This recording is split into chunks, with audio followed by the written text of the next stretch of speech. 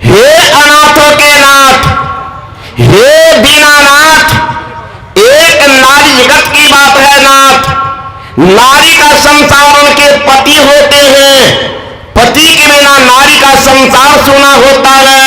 हे नाथ, मेरे संसार को बचाओ, उजड़ने से रोको, मेरे सिंदूर की लज्जा रखो। केशव, शरणागत हो, चरणाश्रित हो, अवलंब दाता तुमको मानते हो। हे केशव बचाओ, हे अनाथों के नाथ, दीनानाथ, मैं अनाथ, लेकिन तुम तो सनाथ हो, नाथ के नाथ सबको सनाथ करते हो, बचाओ मेरे संसार को। पति के बिना नारी का संसार सुन, पति बिना सोना सब संसार, पति ही पत है, पति ही गत है, पति बिना विपत्ति हजार, बिना पति सुना सब संसार। भगवान रामायण में है, आकाशे न चंद्र स्वामी की कोई में तारा, जा नारी रे पुरुष नहीं दीने अंधियारा। पाताले न पानी स्वामी की कोई में कूप, जा नारी रे पुरुष नहीं की करे में रूप। हे नाथ बचाओ मेरे संसार को, हे नाथ बचाओ मेरे संसार को। द्रौपदी की रुलाई भगवान श्री कृष्ण करके व्याघ्र हो गए, व्याघ्र हो गए। कहते कृष्णा, पितामह भीष्म की प्रतिज्ञा को फेल करना कोई खेल नहीं है, लेकिन युक्ति से भारी काम हो जाता है, भारी काम होता है। चलो रात के 12 बजे द्रौपदी को तैयार किए, महारानी है। अब महारानी अकेले चल नहीं सकती, दासियों को जाना चाहिए। ये साधारण दासी काम बिगाड़ देगी। भगवान श्री कृष्ण स्वयं दासी का रूप बनाते, धन्य है भक्त की रक्षा करने के लिए कहां तक उतर आते। भगवान श्री कृष्ण दासी के रूप बना करके द्रौपदी को लिए चले। वो रो रही थी, विलाप कर रही थी, मर्माहत विधवा होने की स्वप्न देख रही थी। कल विधवा होंगे एक साथ। भगवान श्री कृष्ण देख रहे हैं, ये तो मानेगी नहीं, कहीं रोएगी, वो सन्यासी सोई होगी, बैठी भी होंगे, जान जाएंगे। कारी नींद तो बंद करो, भला मन माने। वो दृश्य देख रही है। भगवान श्री कृष्ण छोड़ दिए, तेजी में आगे बढ़े, जाके देखती है झांक करके वे क्या कर रहे हैं। रात के 12 बज रहे, पितामह ध्यानस्थ है, उनकी आंखें बंद है। इशारा कर तेजी माओ, सिर दे जा, उनके चरणों पर सिर रख देना। चेहरा नहीं देखेंगे, सन्यासी है, साधु है, आशीर्वाद करने के काम बन जाएगा। चली तेजी में पहनी थी जूती, करी पगली, बड़े आदमी को प्रणाम करने जा रही हूं, जूती पहन, खुलवा ली। सोचने लगे ये जाएगी तो रोएगी, आंखें खुलेगी, मैं सामने रहूंगा, काम बिगड़ जाएगा। जूती को बांध करके छिप गए। जो ही ये गई चरण पर सिर टेकती है, भला हृदय की वेदना प्रकट होती है और रोना प्रारंभ कर देती। जो ही रुलाई आई, पितामह भीष्म की आंखें खुल गई। ये कौन? चेहरा नीचे, सारी सी अनुमान कर रहे हैं ये विधवा नहीं है ये सधवा नारी। लगता है इनके पति पर कोई विपत्ति आई है, इसलिए मेरे पास दया की भीख मांगने के लिए आई है। चेहरा से, साड़ी से मालूम पड़ रहा वो कि संभ्राम परिवार की महिला है। दिन में लज्जा बसीभूत हो, नगर से नहीं निकली, रात में नगर में लोग सो गए हैं, तब शांत एकांत वातावरण खोज मेरे पास दया की भीख मांगने के लिए आई। अनुमान करते करते आशीर्वाद लिखा है, खुद तो खरे बाहर में ही भीतर भेजा पंचाली को, यति बाबा के चरणों में जाकर अपना मस्तक धर दो। अर्धरात्रि की बेला में 12 बजे अर्धरात्रि की बेला में भीष्म की लगी समाधि थी, मन प्रभु के चरणों में लीन था, वहां न कोई व्याधि थी। द्रौपदी ने जाकर सिर रखा चरणों पर, भीष्म पितामह के चरणों पर झुका। कौन? देख पितामह भीष्म एकदम चौंके, देखा कोई सधवा नारी है, चरणों पर शीश झुकाती है, इसकी तन की रंगी सारी सद्भावन को दर्शाती है। आशीर्वाद मुख से निकला, आशीर्वाद मुख से निकला, सौभाग्यवती तुम हो बेटी, तेरे हाथों से मेहंदी का रंग कभी नहीं छूटी बेटी, सुहाग तुम्हारा अचल रहे, सिंदूर से मांग न खाली हो, बर देता हुआ बेटी तुम वीर कुमारों वाली हो। द्रौपदी सिर उठाती है। कृष्णा ने सुनकर तुरंत कहा, बाबा ये क्या बतलाते हो? कल तुम कुछ और कहा, आज तुम कुछ और कह रहे हो, सत्यवती कहलाते हो, पांचों पति में से एक ही मारे जाएंगे। बाबा तेरा ये वरदान झूठा नहीं कहलाएगा।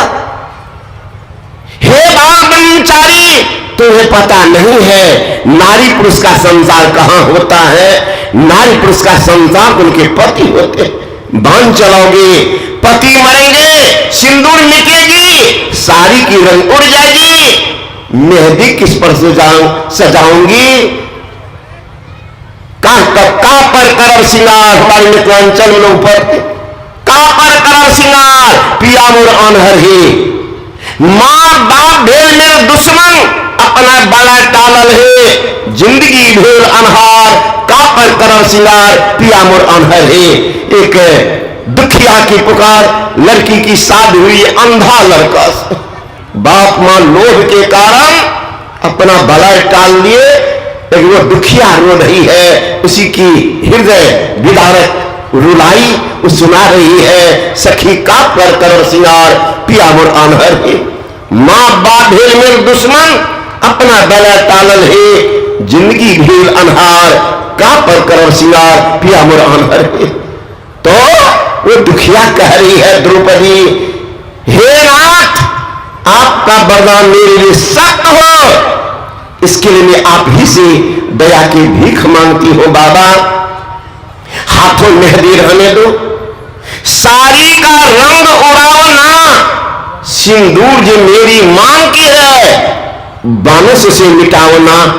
अब आया होश पितामह को, माला हाथ से छूट गया, मन प्रभु के चरणों में लीन था, वो चित्तचोर समाधि टूट गया।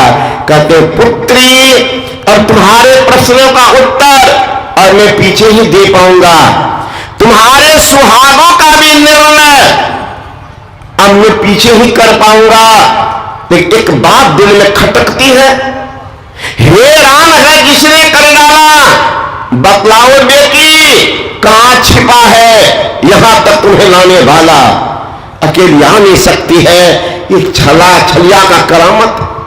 पुत्री तुमने मेरे कुल को इतना पवित्र कर डाला है, पहरा देता होगा तेरा विश्व रचाने वाला, खोजते हैं जरूर चरवा अगल बगल में होगा, क्योंकि महारानी उठ देखा, भीष्म पितामह ने ड्योढ़ी का दृश्य डाला था, अब पीतांबर का घूंघट ताने खरा बांसुरी वाला, चरणों में जाकर लिपट गए। छलिया छलने को आया है, अब भक्तों की रक्षा करने हेतु तो दासी का वेश बनाया।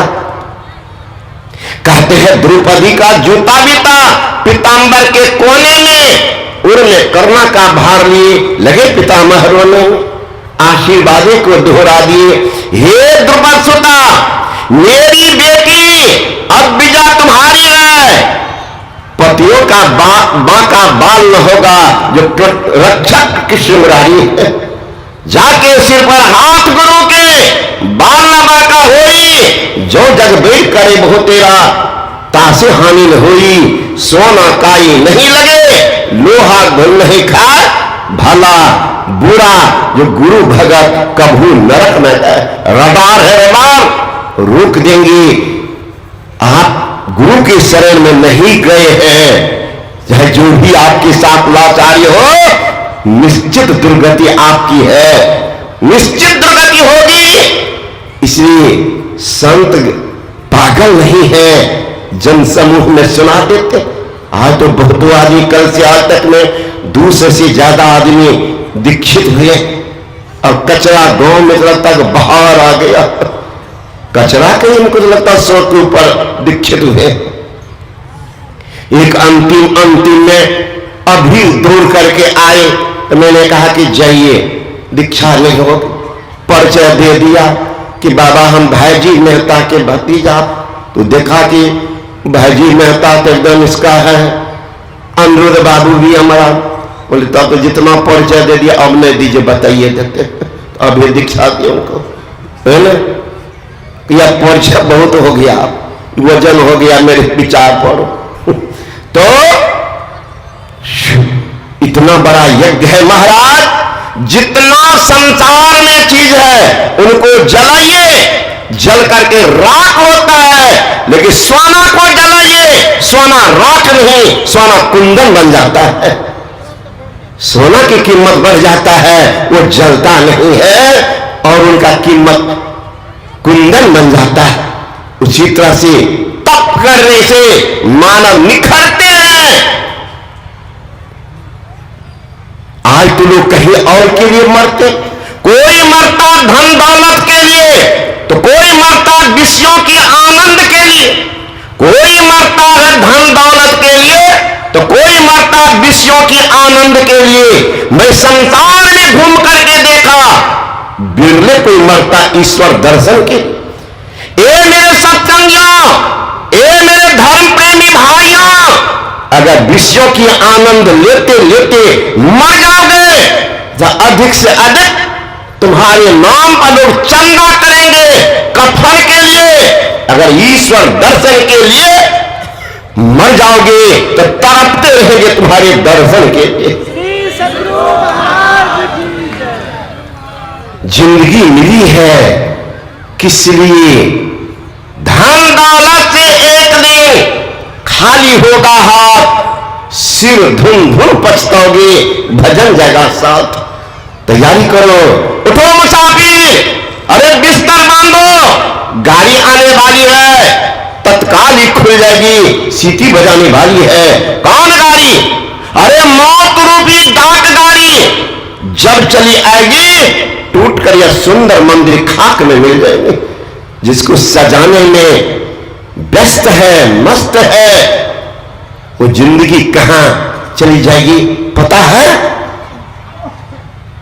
सजने के पीछे, सजाने के पीछे।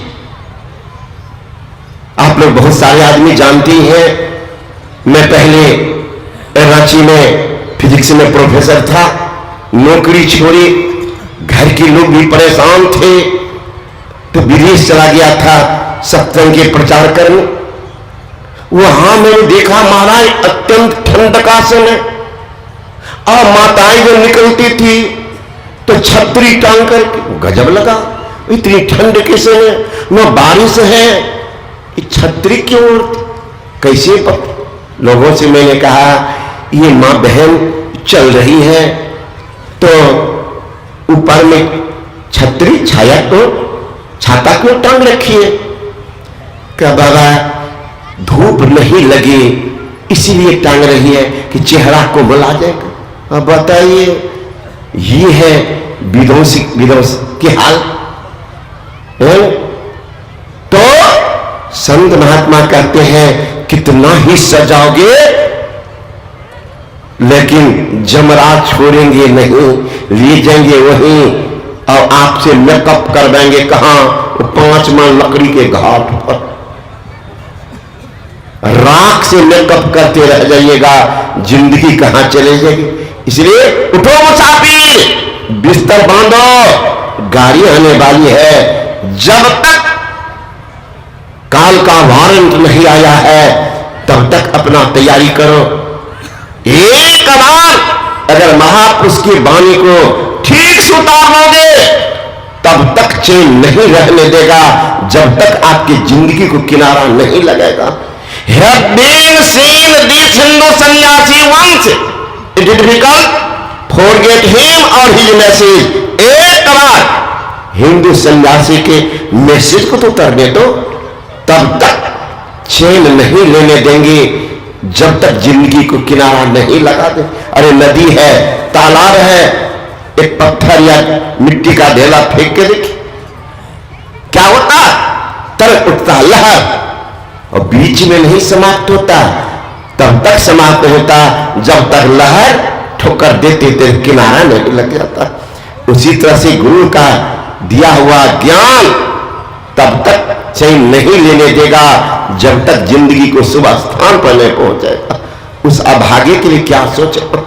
सोच लीजिए, सुमंत जब भगवान राम को पहुंचा करके लौटे, चुपचाप थे, मरमाहत थे कि राजा पूछेंगे क्या जवाब देंगे। जो ही आए दौड़ते हैं पागल के तरफ, दशरथ सुमंत सुमंत मेरा राम आया, लक्ष्मण साथ नहीं, मरमाहत आंखें बंद, सुमंत बैठे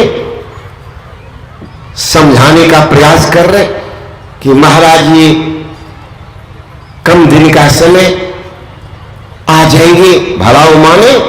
राजा जैसे रोते हैं, सुनाते हैं, हे सुमंत ये किसी का क्या, मेरा अपना, मैंने जन्म भी देखा और मरना भी देखना चाह रहा हूं, और ये सब काल के बस है, मानव के अधीन नहीं है। राजा दशरथ सुनाते, जन्म मरण सब दुख शोक भोगा, हानि लाभ प्रिय मिलन वियोगा, काल कर्म बस भयो गोसाई, बरबस रात दिवस की नहीं। हे सुमन, जन्म मरण सब दुख सुख होगा, हानि लाभ प्रिय मिलन वियोगा, काल कर्म बस भयो गोसाई। रात होगी निश्चित है, दिन भी होगा, दिन होगा निश्चित है, रात होगी, सुख है तो दुख होगी, दुख आएगी फिर सुख भी होगा। धैर्य रखो, कल्याण के पथ पकड़ो। वो कल्याण का पथ कहां है?